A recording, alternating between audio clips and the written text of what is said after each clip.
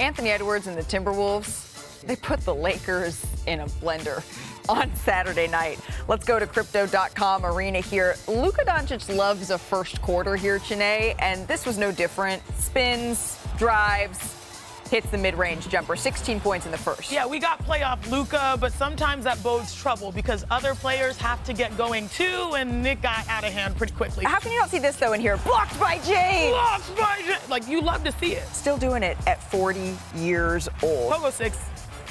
But this is going to be a Big Three nominee. We're going to see more of this highlight later in the show. But Rudy Gobert, the Timberwolves, they really took advantage of their double big, and the Lakers struggled against their size. And there's a reason why half of Minnesota has a Nasri tattoo. This is true. You know what? The Timberwolves, they made it look like the Lakers were stuck in mud with how electric and fast and quick they're playing. But I love that ISO. Making eye contact. He knows exactly where the camera is to end the first half here. You gotta guard him. That was the story of the night. Open threes. He's improved his three-point shooting, leads the league in him. Luka Dončić, though, he said, all right, I see you, Dante DiVincenzo. I can do it, too, trying to give the Lakers some momentum. They were sputtering in the middle of this game. They absolutely were, but once again, once you give Anthony Edwards signs of life, he will take that and rip yours from you. Again, we're getting iconic moments. Kevin Durant, Nikola Jokic, and now Luka Dončić. Ice cold photo. Later in the fourth here, the unsung hero of the Timberwolves, Jaden McDaniels with the Euro, floats it in. McDaniels had a team-high 25 points in this one, and the Timberwolves still game one. After the game, J.J. Redick shared his thoughts. I'm not sure physically we were ready, if that makes sense. And really, when they started playing with a lot of thrust and physicality, like we just didn't respond immediately to that. You know, when you play in a Minnesota team, they're gonna be physical. That's what they bring to the table. So, you know, maybe it took us one playoff game to now get a feel for it and know what the type of intensity, the type of physicality that's gonna be brought to the game. But that's just the way they play. So we should be more than prepared for that on Tuesday night. So among the Lakers' issues in Game 1, they allowed 21 three-pointers. That's a franchise record for Minnesota. 17 of them, they came as open looks. And then on the offensive end, they dished just 15 assists. That's the team's fewest in the last 2 seasons. So it sounds like they need to stand on something. This my camera. That's going to be your camera. Standing on business. Perkins, John. You better stand on business. Stand on business. Hell yeah, we standing on business today. Standing on business. What up? Hey, look, today is one of those days. And look, this is not a pick-on segment. This is just bringing it to the front street, to the front. Luka, a lot of people may whisper behind your back, but damn it, I'm going to say it to your face. It's time for you to stand on business. I understand you had 37 points. I don't even care about that. What did you do to help your team win with other things that didn't show up in the stat sheet? Let's pull up the film. Here you go right here.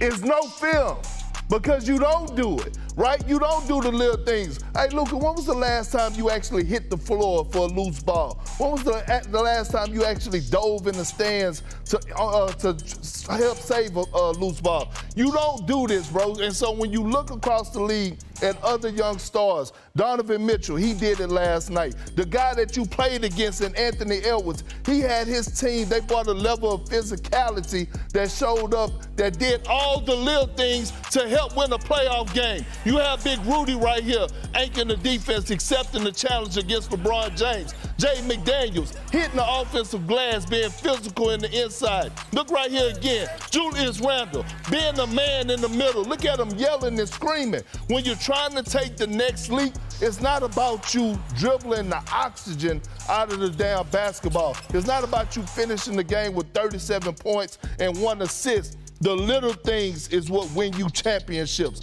I played with 14 Hall of Famers, and all of them done it. It's time for you to step up to the plate, young man. I'm going to tell you this, Malika. I'm going to tell you this. It is a must-win. It is a must-win. Well, Ant, he recorded his 5th straight playoff game with at least 20 points, 5 rebounds, 5 assists in Game 1, breaking a tie for the longest streak in Timberwolves history. It's also the longest active active streak league-wide. I do think Luka's 1 assist is a little bit misleading because the Lakers did shoot 1 of 8 off of his passes, so he was moving the ball. The Lakers just weren't making those shots, as we say hello to our front office insider, Bobby Marks.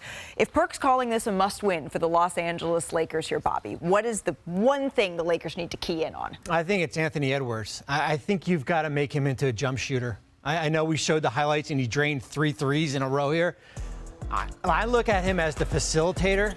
They're 6-0 when he has 8 assists or more. He had 9 in this game. It's basically kind of pick your poison as far as how you want to defend him. And I look at this Minnesota team. Yes, they made the trade with Julius Randle and Donte DiVincenzo. They are battle-tested as a team. The Lakers are battle-tested as individuals. We know Luka and LeBron have been in big games, but as a team standpoint, they haven't been in that big moment here. This is a new team that has been put together here. Yeah, that is true, especially when you have these trades. Typically, it's hard for them to gel and win when it matters most, especially when it happens right around February, March. But, you know, when I was thinking about this game, I was like, the Lakers, they really think that they're in an automatic.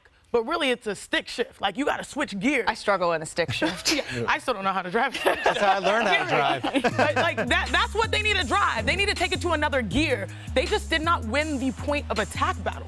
And when you're doing that against the Minnesota Timberwolves, a team that literally thrives when you're passive, that's going to bode trouble. I also think schematically, throughout the regular season, what we saw the last 2 months, J.J. Redick's game plan of, I'm going to force your worst shooter to shoot most of the shots. Well, in the playoffs, they know that's coming. Hearing Anthony Edwards say, hey, Jaden was ready because he knew those shots were going to be there. I'm going to be confident. And what did that amount in? A record number of threes for them in the playoffs.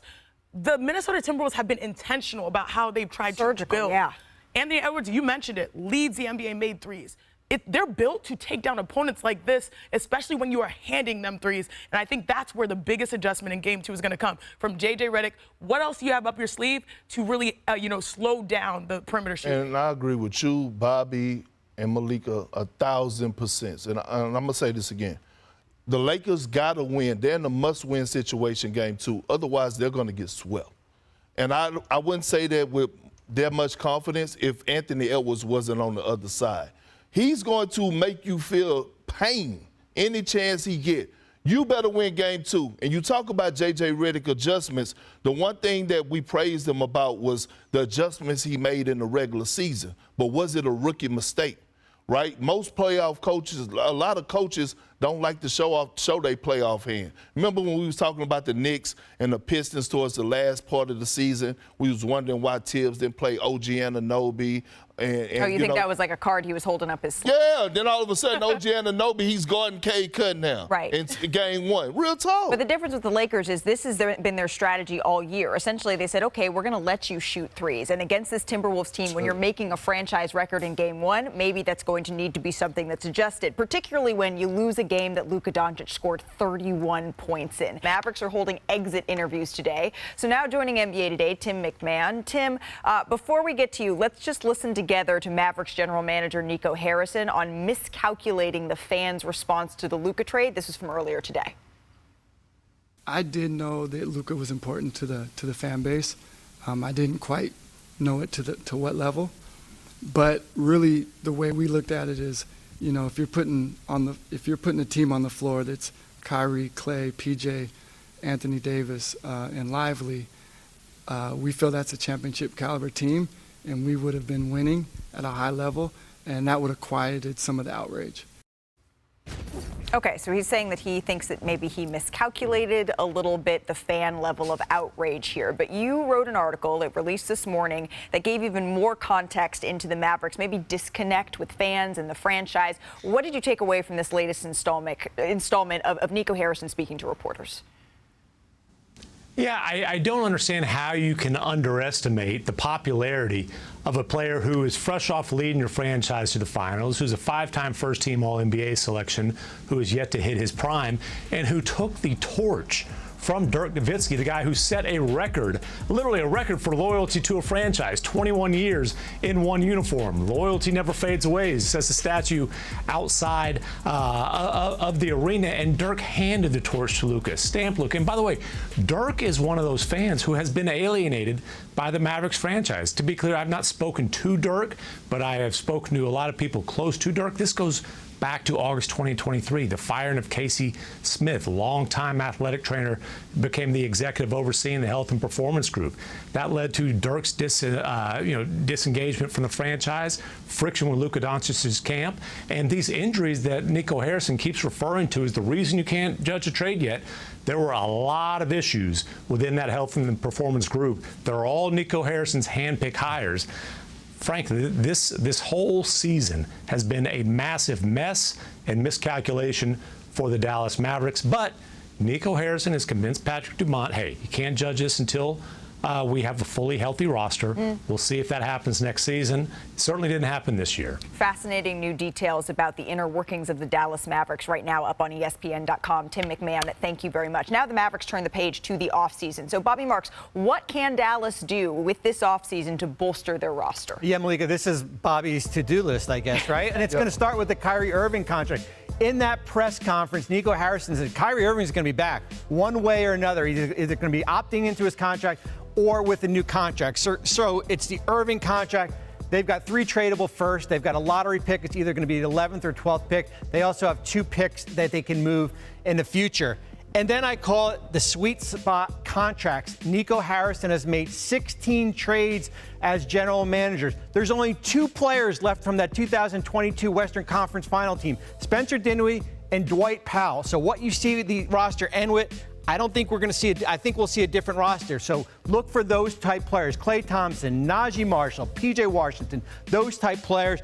And then certainly, how do you extend this timeline to compete for a championship? Right now, there's a 3-year window, and that's basically what's left on Anthony Davis's contract here. How can you extend that here? But there's a lot to do this summer. Certainly the Kyrie Irving contract is going to be the first thing to figure out here. It's that championship window that Nico Harrison keeps talking about, along with defense wins championships, which feels like it could be a drinking game at this point, how often that he references that. Bobby Marks, thank you so very much.